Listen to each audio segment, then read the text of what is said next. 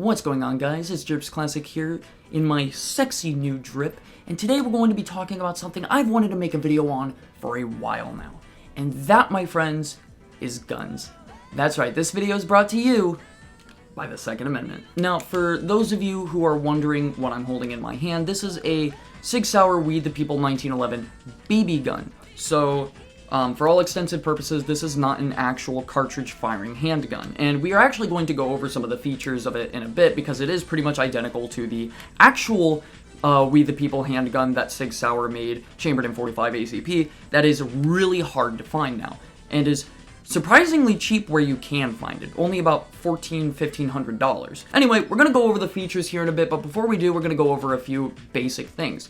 Number one, I'm not a trained professional by any means. I'm a person who watches YouTube and works at a restaurant for a living. Number two, for those of you who are still not convinced that it's a BB gun, there's no BBs in it, CO2 chamber is empty, and in typical cartridge-firing handgun fashion,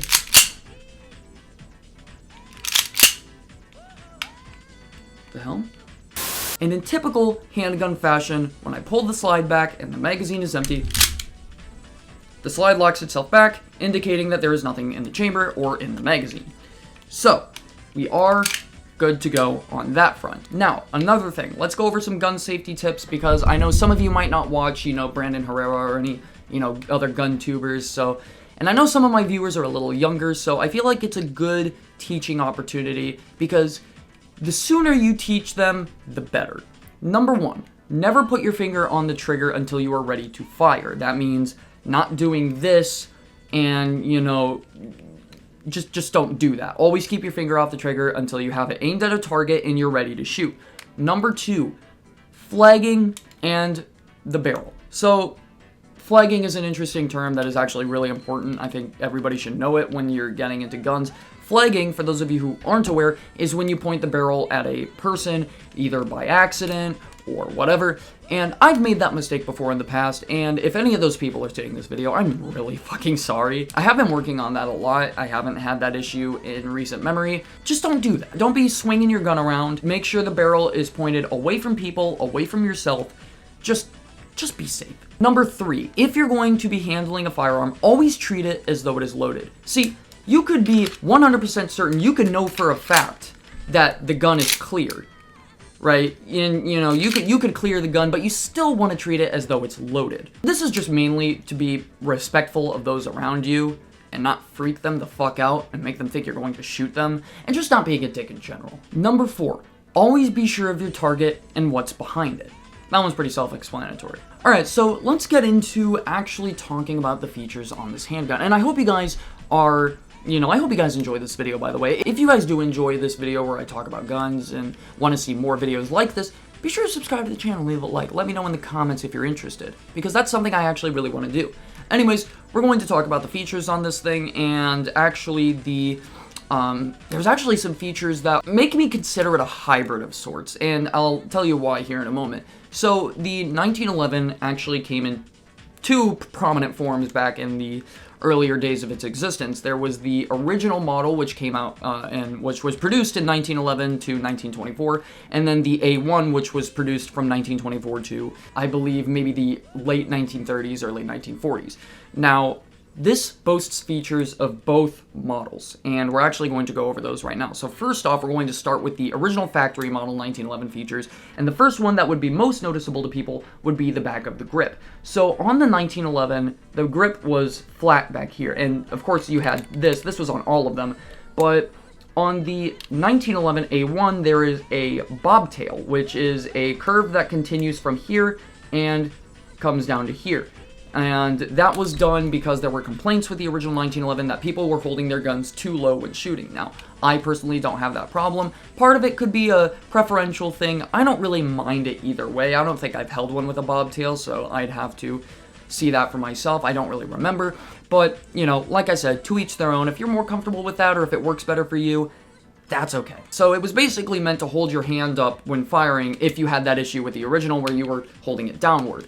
Number two, the next feature I want to talk about is the trigger length, and actually this is a little less noticeable if you're not familiar with both separate models in the 1911. So the trigger on the original model was actually a little bit longer than the one on the A1. They shortened it on the A1 for shorter hands. Once again, more of a preferential thing than anything else as far as I would assume, but if you actually do have smaller hands, that might work better for you. So those features were prominent on the original model of the 1911, but the next features I'm going to talk about were introduced with the A1 model. Now, the first thing I want to talk about, and this is one of the most important changes and probably the best change, and actually beneficial for anybody using the A1 over the original, is the beaver tail. And that's probably not the official name, but that's what everybody calls it. That's what I call it. So originally on the 1911, the beaver tail was not all the way back here at the end of the hammer. It was actually a little bit shorter. So when people would hold the gun and fire it, every time the slide would cycle back to chamber a new round, it will push the hammer down, and that hammer would dig into the web of their hand because that's how you want to be gripping the gun. So they would get what is known as hammer bite. Would leave a sore, it was not fun. It wasn't really bad, but it wasn't very comfortable either, and people complained about this. So what they did is they increased the length of the beaver tail so that the hammer would rest snugly right here. So when you fired, when it cycled a new chamber, it wasn't biting on your hand. You wouldn't get the hammer bite, which I think was a perfect decision on their part in terms of design and practicality. Another feature that was exclusive to the A1 and isn't really a feature as much as it is a design choice is the design of the trigger well. So the trigger well, you can see on the original 1911, it was like flat right here. There wasn't that little indent, but you can see that the A1 was milled, but the original 1911 was just kind of plain, and then I think the end of the trigger guard, I don't think trigger well was the right term, but the trigger guard at the very end of it is a little rounded off, but it also has more of a squared off design, if you understand what I mean. That might not make a lot of sense, so I apologize. Now the sights, I don't really know if these are the higher up sights from the A1 or if these are the default 1911 sights. And actually, I think these are custom night sights because I don't think I can actually replace these. With a lot of 1911s, at least I think you can do this with a lot of 1911s. You can actually replace the sights. If I were to get sights on a 1911, and I'm actually planning on getting a 1911 soon, and we'll make a video on that when that time comes. What I want to do with that though is I want to get tritium sights, I think is what they're called. So if you don't know what tritium sights are, they're basically night sights but cooler. So essentially you've got your typical 3-dot sight system, you've got the 2 in the back, and then you've got 1 in the front. Now with the tritium sights, they're usually green, right? They're like the glow sights. However, on the very end of the tritium sights, there is a ring around the green dot, which makes it easier to focus on it. I'll put up a picture here because I can't really explain it in terms that I feel would reflect it properly, but I do think it's really cool, and I definitely think it's something I would like to work with a handgun, or any gun in general. I almost forgot to mention, you also have the ambidextrous safety. I don't know if that was an A1 thing, but I'm assuming it was because I don't believe the original models, even some modern models, don't have ambidextrous safety. Some of them only have them on this side, so that's just another neat little thing. It's not very important though. Now let's talk about the design choices, and I'm not talking features, I'm talking the We the People design. Now this is a beautiful commemorative piece, if I'm being 100% honest with you, and I love every bit of it, right down to the intrinsics. So we're going to begin with the slide because that's probably one of the first things you'll notice. And it's got that rugged look to it, which is exactly how you want it to look, because I feel like if it looked fresh and new and right out of the factory, it would look a little weird and out of place, and especially with the engravings. So you've got 2 engravings on either side. You've got We the People on this side, and then on the other side, you've got Sig Sauer's logo and 1776. And then on each side of the grip, you've got 25 stars representing the 50 stars of the United States flag. I think that's really nice. It's just beautiful. All right, that's all I can say. It's beautiful. Now, when I'm shooting this thing, and we're not going to be shooting it in this video, but when you shoot it, it's beautiful. It's got full blowback. Most of this is metal, minus like the safety features and the hammer and the slide lock. Those are all polymer. But for the most part, this is an entirely metal handgun, and it's got authentic weight to it. It feels like you're holding an actual firearm.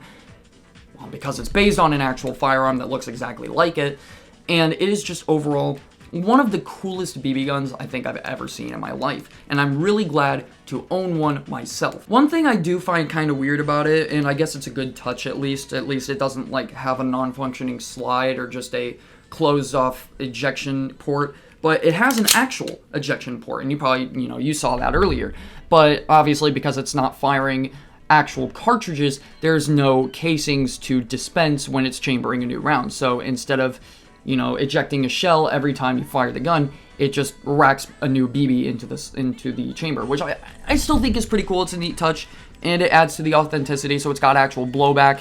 It is a really nice piece of, I don't know if I want to call it history, but it's just a really nice piece in general, and I think everybody could take an interest into something like this. And I know there's going to be people that hate the Second Amendment and want to take away our rights, and you know what, to those people, I sincerely implore you to go fuck yourself. Anyways, with that being said, this was a review of the 1911 BB gun. Of course, it was not very professional, it was very unscripted and poorly structured. However, I hope you guys enjoyed the video regardless, and if you want to see more videos like this, and maybe just see me talk more about guns in general, be sure to hit the like button and subscribe to the channel. I haven't uploaded a video in a bit, so I figured this was the best way to do it because I really couldn't think of anything to script. One more thing I want to talk about before I go, though, is I have seen this a lot with people on the internet and videos for some reason. Never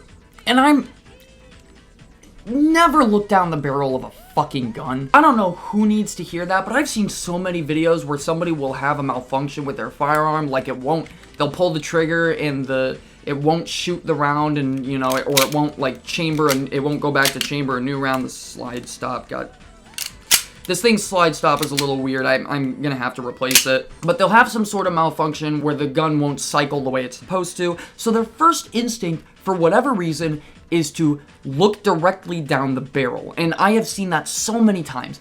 Don't ever do that. If you do that, you're a fucking idiot. And I honestly can't feel very bad for you if you do that. Now, gun safety is very important. If you guys want to see a gun safety video ever, probably don't, but like, if for whatever reason you do want me to go a little more in-depth with safely handling firearms, let me know in the comments and I can definitely work something out for that. With that all being said, you know, once again, if you guys want to see more gun videos, you know, see me go out shooting, see me review more guns, talk about different features, or even talk about idiots with guns who don't know what they're talking about, and there's actually a video I want to do that on, let me know in the comments down below. Leave a like and subscribe, and with that all being said, this has been DerpsClassic, proudly showing off his appreciation for the Second Amendment, and I'll see you in the next one. Peace out.